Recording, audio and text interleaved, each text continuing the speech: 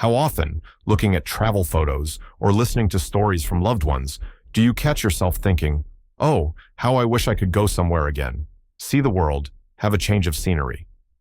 But then, perhaps another thought arises, a quiet inner voice whispering, "Is it worth it?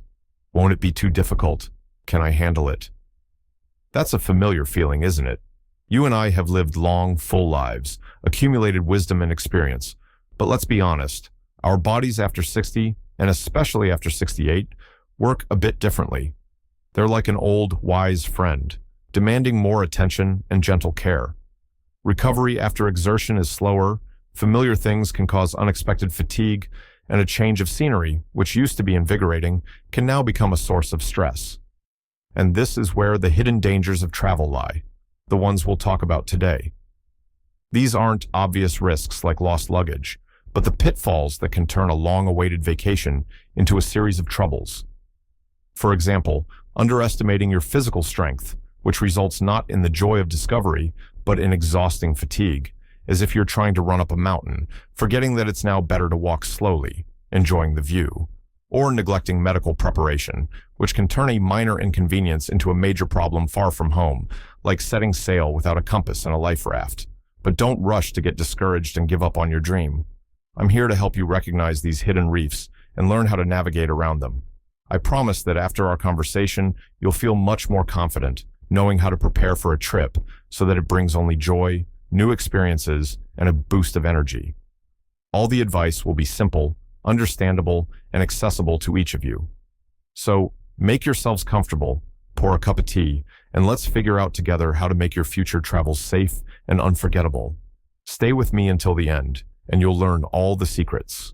Perhaps most often, we fall into the trap of trying to maintain the same old, young pace of travel. Memory helpfully reminds us how easily we could once cover half a city in a day, and we subconsciously strive for that again. But let's be honest with ourselves, our bodies are different now. Ignoring this is like trying to wear clothes that have become too small, uncomfortable, and even harmful. Therefore, it's crucial to replace ambitious, see everything at once, plans with a realistic, unhurried schedule with buffer time for rest. Let me tell you the story of John. He's 72. John had been fascinated by the history of ancient Rome all his life and finally fulfilled his dream. He went to the Eternal City. He created such a packed schedule for himself that even a young student would envy: the Colosseum in the morning, the Forum in the afternoon, the Vatican in the evening, and all on foot to soak up the atmosphere. For the first 2 days, he kept going on enthusiasm, but on the third day, he felt completely worn out. His legs ached, his back hurt, and his head was swimming from the overload of impressions. He remembered how easily he had managed such routes in his 30s and was angry at himself, at his weakness. He felt bitter and resentful that his dream was turning into an ordeal. Instead of joy, he felt disappointment and fatigue. He even skipped a couple of planned sites because he simply didn't have the strength to get out of bed at the hotel. But John is a wise man. After returning home and analyzing the trip, he understood his mistake. On his next trip to Greece, he did things differently. He pre-selected 2 to 3 main places he wanted to visit in each city and planned a whole day for them. Between excursions, he left time for rest at the hotel or in a cozy cafe. He started using public transport or taxis more often for longer distances. And you know what? This trip brought him immense pleasure. He not only saw everything he wanted, but also enjoyed the atmosphere, leisurely walks, and delicious food. He returned home rested and full of impressions, not wrung out like a lemon. Physiologically, by giving himself rest, he allowed his muscles to recover, his nervous system to process information, and his heart to work at a comfortable rhythm. Psychologically, he freed himself from the pressure to do it all and allowed himself to enjoy the moment. What's the benefit for you? By planning realistically, you'll conserve energy, get more enjoyment from the trip, reduce the risk of injuries, like falls due to fatigue, and avoid flare-ups of chronic conditions, which are often triggered by overexertion. You'll be able to immerse yourself more deeply in the atmosphere of the place, rather than rushing past sights with your tongue hanging out. Remember, wisdom isn't trying to run a marathon like in your youth, but choosing a comfortable pace and enjoying every step of the journey. Plan with self-care in mind. But even if you've correctly assessed your strength and planned an unhurried schedule, there's another aspect of health that requires our close attention far from home. I'm talking about medical preparation. We often think, nothing will happen to me, or I have standard insurance. But in an unfamiliar country, far from familiar doctors and pharmacies, even a minor health issue can become a serious ordeal and a source of great stress. That's why it's so important to replace the hope for the best approach with thorough medical preparation. This means assembling a first aid kit with a reserve supply of all the medications you need, bringing copies of prescriptions, arranging specialized travel insurance that covers pre-existing conditions and emergencies, and of course, finding out the contact details of clinics and doctors at your destination in advance. I want to share the story of Elizabeth. She was 69 when she went to Spain with friends. Elizabeth had always been quite healthy, but had issues with blood pressure and joints. She took her medications with her, but didn't arrange comprehensive insurance or find out where to turn in case something happened. During one walk on the cobblestones, she took an awkward step and twisted her ankle. Her ankle quickly swelled up. It seemed like a common occurrence, but in a foreign country, it caused panic. Where was the nearest doctor? Did they speak English? Would her basic insurance cover this? Her friends tried to help, but the language barrier and unfamiliarity with the local healthcare system turned the search for help into a real ordeal. Elizabeth spent half a day in stress, pain, and uncertainty until they finally found a private doctor, whose services were quite expensive. The vacation was spoiled not only physically, but also emotionally. She felt vulnerable and dependent. This incident taught Elizabeth a lot. Now, before every trip, she performs a whole ritual. She not only packs a first aid kit with all the necessary medications with extra supply, but also takes copies of prescriptions and a brief summary from her doctor in English stating her diagnoses and medications. She carefully chooses travel insurance, paying attention to coverage for pre-existing conditions and the coverage limits. She saves the address and phone number of the nearest clinic or hospital to the hotel on her phone and writes it down on paper, as well as the emergency number for tourists. She created a sort of medical passport, and now, even if something happens, and minor ailments are not uncommon with age, she feels much calmer and more confident. She knows she has a plan of action. It's like having a reliable compass and map in an unfamiliar forest. You know where to go and what to do. What's the benefit for you? Thorough medical preparation is your peace of mind. It's the assurance that, if necessary, you'll quickly receive qualified help without spending exorbitant amounts of money or precious nerves. It's self-care that allows you to relax and enjoy your vacation, knowing you are protected. Your health is your most valuable luggage. Pack it wisely and carefully, and then no surprises will mar your journey. Taking care of your health during a trip includes not only medication and insurance, but also what we nourish our bodies with. After all, a new country always means new tastes, exotic dishes, such a temptation to try everything at once. However, our gastrointestinal tract becomes more sensitive and temperamental with age. What used to be digested easily might now cause discomfort, bloating, or even a serious upset. Unfamiliar food, no matter how tempting, can also be a source of problems. Therefore, it's important to replace gastronomic adventurism with reasonable caution. What does this mean? Introduce new foods gradually, in small portions. In the first few days, prefer familiar or simple food to let your body adapt. Be sure to drink only bottled or boiled water, even for brushing your teeth. And always carry your usual digestive aids, enzymes or something for an upset stomach, just in case. Let's remember Michael, he's 70, a big foodie and lover of Asian cuisine. Arriving in Thailand, he decided to go all out. On the very first day, he tried spicy curry, exotic fruits, street food. His stomach, accustomed to calmer home cooking, rebelled. Michael spent the next 2 days not on the beach or excursions, but in his hotel room, suffering from a severe digestive upset. He was angry at himself, disappointed, and felt that precious vacation days were slipping away. He blamed himself for his lack of restraint, remembering how he used to eat anything without consequences. This situation greatly soured his impressions of the trip. After this incident, Michael changed his approach. On his next trip to Vietnam, he decided to be smarter. In the first few days, he chose more familiar dishes: rice, chicken, steamed vegetables. He tried new, especially spicy or unfamiliar, dishes one at a time each day, in small portions, listening to his body's reaction. He became very careful about water, drinking only bottled water, even using it to brush his teeth. He always had enzyme supplements and anti-diarrheal medicine with him. And it worked. He was able to enjoy the local cuisine without unpleasant consequences. He discovered wonderful local markets where he bought fresh, understandable products. He realized that getting to know a culture through its food doesn't have to be a shock to the system. It's like meeting a new person. It's better to start with polite conversation rather than jumping straight into an embrace. What's the benefit for you? A sensible approach to eating while traveling will ensure comfortable digestion, preserving your strength and energy for excursions and entertainment. You'll avoid unpleasant symptoms that can ruin entire days of your vacation. You'll be able to enjoy new tastes without risking your health and well-being. Treat your digestion with respect, like a wise advisor. Get acquainted with new cuisine gradually and gently, and it will reveal its best sides to you without harming your health. When we feel good physically, we can fully enjoy our travels. However, it's important to remember that our well-being depends not only on health and digestion, but also on our safety. Unfortunately, in busy tourist areas, older people are sometimes seen as easier targets for pickpockets and various kinds of scammers. Our potential absent-mindedness, natural trusting nature, or simply the physical inability to react quickly. All these can make us vulnerable. That's why it's so important to replace excessive relaxation and trust with reasonable vigilance.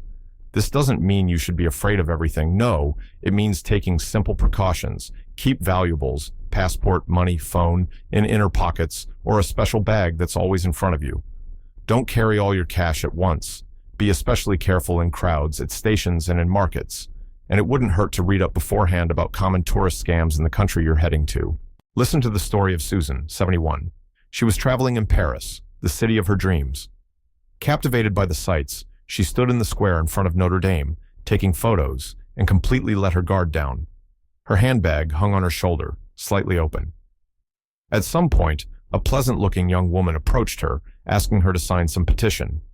While Susan was trying to figure out what was wanted, her wallet almost disappeared from her bag. She miraculously noticed the hand of a second helper. Although nothing was stolen, Susan experienced shock and great fear. For the rest of the day, she felt tense, suspiciously glancing at people, and the joy of her walk through her beloved city was overshadowed. She felt ashamed of her carelessness and upset that this unpleasant incident had spoiled her mood. Returning home, Susan decided she would no longer let fear control her. Before her next trip, she did a review of her mistakes. She bought a convenient crossbody bag worn at the front with several hidden zippered pockets. She started dividing her money, carrying a small amount in her wallet and the main part and card in an inner jacket pocket or a money belt under her clothes. She kept copies of documents separate from the originals.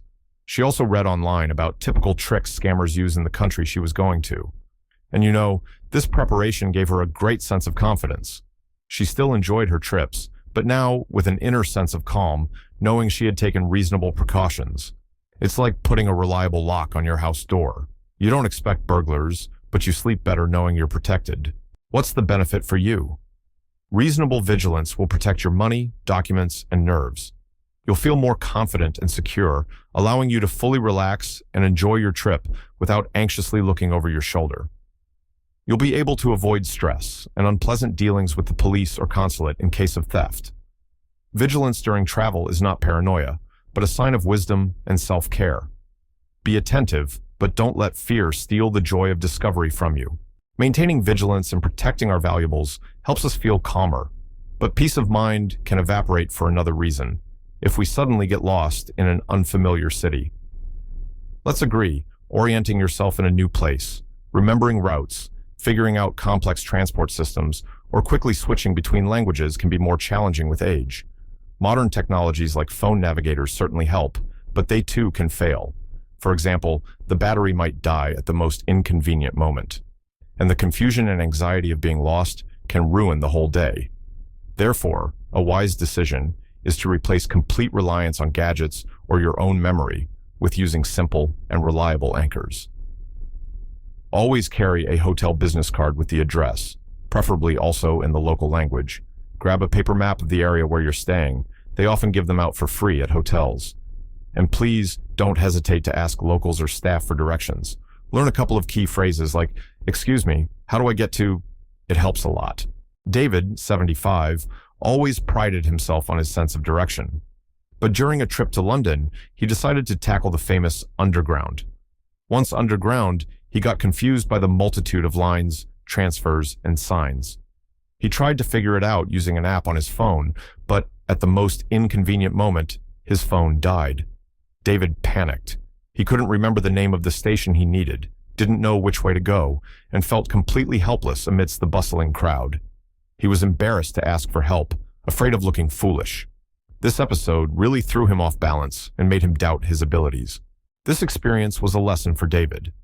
Now, preparing for a trip, he always prints out a map of the area around the hotel and marks the hotel itself and the nearest transport stops on it. He asks for the hotel's business card at reception and always carries it in his pocket. He bought a small, lightweight power bank for his phone so he wouldn't be left without communication. And he learned a few simple phrases in the language of the country he's visiting, like, "Excuse me, how do I get to," or "Where is?" Most importantly, he stopped being embarrassed to ask for help. He realized that asking for directions isn't a sign of weakness, but a sensible step. Now he feels much more confident in unfamiliar cities. It's like having a spare house key. Even if you lose the main one, you know you can still get inside. What's the benefit for you? Simple navigation tools and the willingness to ask for help will remove a huge layer of stress and anxiety. You'll feel freer and more independent, knowing you can always find your way back to your temporary home, the hotel. You'll be able to explore new places more boldly without fearing getting lost. Don't be afraid of looking old-fashioned with a paper map in hand. Simple and reliable tools are your best navigators in the ocean of an unfamiliar city. And remember, people are mostly helpful and willing to assist. When we confidently find our way, it gives us strength. But there's another resource that can subtly drain away during a trip and cause anxiety: our money. While traveling, it tends to be spent faster than at home, and it's not just about souvenirs or tasty food. Hidden fees for cash withdrawals at foreign ATMs, unfavorable currency exchange rates, unexpected transport costs, inflated prices for tourist services, all this can punch a hole in your budget. Therefore, it's important to replace rough guesstimates with more careful financial planning. Be sure to include a safety cushion in your budget, at least 15 to 20% of the total amount, for unforeseen expenses. Before the trip, find out the terms of use for your bank cards abroad. What are the fees? What is the conversion rate? It's better to have both a card and some cash with you, and always clarify the full cost of services, tours, taxis, before you use them to avoid unpleasant surprises. Barbara, 68, always considered herself frugal. Planning a trip to Italy, she calculated her budget, she thought, quite accurately. But once there, surprises awaited her. Firstly, the fee for withdrawing cash from local ATMs was much higher than she expected. Secondly, a tour that seemed like a good deal actually included many hidden extra charges, for entrance tickets, for lunch, for headphones. In the end, her expenses significantly exceeded her plan, and for the last few days of the trip, she had to economize strictly, denying herself small pleasures. She felt annoyance and anxiety about money, which prevented her from enjoying her vacation. Upon returning, Barbara decided to understand the financial intricacies of travel. Before her next trip, she called her bank and asked detailed questions about fees abroad and which ATMs were best to use. She started carefully reading reviews of tour companies and excursions, paying attention to mentions of hidden fees. She always clarified exactly what was included in the price before agreeing. And of course, she started including an amount in her budget just in case. This gave her a sense of control and peace of mind. She realized that financial literacy isn't a boring chore, but a tool that helps avoid stress and get more enjoyment out of a trip. It's like having a secure wallet from which money doesn't leak out unnoticed. What's the benefit for you? Careful financial planning and awareness of potential pitfalls will help you avoid unpleasant surprises and protect your budget. You'll feel calmer knowing you have a reserve for unforeseen circumstances. You'll be able to avoid unnecessary expenses and spend the saved money on what truly brings you joy. Your finances on a trip are like fuel for the ship of your journey. Calculate its reserves wisely, and your voyage will be long and pleasant. Having dealt with financial matters and secured peace of mind in that area, we approach the final, but perhaps most delicate aspect of traveling at our age, our emotional state. After all, a trip, especially when traveling alone, or after significant life changes, can evoke not only joy and excitement, but also unexpected waves of sadness, loneliness, or anxiety. Unfamiliar surroundings, the lack of the usual social circle, language barriers, all these can intensify these feelings. Sometimes we try to drown them out by frantically filling every minute with activity, but this often leads only to greater fatigue and emotional burnout. That's why it's so important to replace the attempt to run away from yourself or fill the void with gentle attention to your feelings. What does this mean? Maintain regular, but not excessive, contact with loved ones. A call or message home can be very supportive. Be sure to plan quiet hours in your schedule for rest, unhurried reflection, or simply to sit in a cafe and watch the world go by. Don't compare your pace and needs with other travelers. And of course, choose the travel format, alone, with a partner, with a friend, as part of a group, that is most comfortable for you right now. Robert, 73, decided to travel through Scandinavia a year after his beloved wife passed away. He hoped a change of scenery would help distract him and rekindle his zest for life. But finding himself alone in unfamiliar cities, he encountered sharp feelings of loneliness and longing. The beauty of the fjords and cozy streets didn't bring joy, but only emphasized his loss. He tried to fill his days with excursions and activities, running from his thoughts, but by evening, he felt drained and even more lonely. He was disappointed in himself and in the very idea of traveling. Fortunately, Robert shared his feelings with his daughter during a phone call. She advised him to slow down, stop demanding constant joy from himself, and allow himself to just be, to experience his feelings. Robert listened. He started rushing less between sites, spent more time in parks, sat in cafes with a book, watching passers-by. He scheduled short calls with his children and grandchildren at specific times to feel connected to home, but not be on the phone for hours. He allowed himself both to feel sad and to smile at new experiences when they came naturally. Gradually, he found his rhythm, his balance between activity and rest. For his next trip, he decided not to go alone, but with an old friend from his chess club, and it turned out to be a wonderful decision. There was someone to share impressions with and simply be silent alongside. He realized that travel isn't a way to escape yourself, but an opportunity to know yourself better and care for your soul. It's like finding comfortable shoes for a long walk. They don't pinch, don't rub, and walking becomes easy and pleasant. What's the benefit for you? By listening to your emotional needs, you can avoid burnout and cope with feelings of loneliness or anxiety if they arise. You'll find your comfortable travel rhythm, which will allow you to gain deep, meaningful experiences, not just a superficial kaleidoscope of images. You'll return home not only with souvenirs, but also with a sense of inner renewal and harmony. Your heart is the most sensitive navigator on a journey. Listen to its prompts, take care of your emotional comfort, and then any journey will bring you joy. So, we've talked about some points worth considering when planning a trip after 68. But the main thing I want you to take away from our conversation is not fear, but confidence. Confidence that traveling in mature adulthood is possible and necessary. Your rich life experience, your wisdom, these are your greatest assets. You know how to appreciate the beauty of the moment. You know the value of genuine experiences. You possess the priceless gift of looking at the world with depth and understanding. These tips aren't an attempt to limit you. On the contrary, they are tools to help you spread your wings and fly towards new discoveries with even greater freedom and joy. Remember, you have every right to a full, vibrant life, to rest, to new experiences at any age. Don't let doubts or fears deprive you of this opportunity. Prepare for trips wisely, take care of yourself with love, and then each of your journeys will become not an ordeal, but a source of happiness, health, and inspiration. May your roads be easy, your encounters kind, and your impressions unforgettable.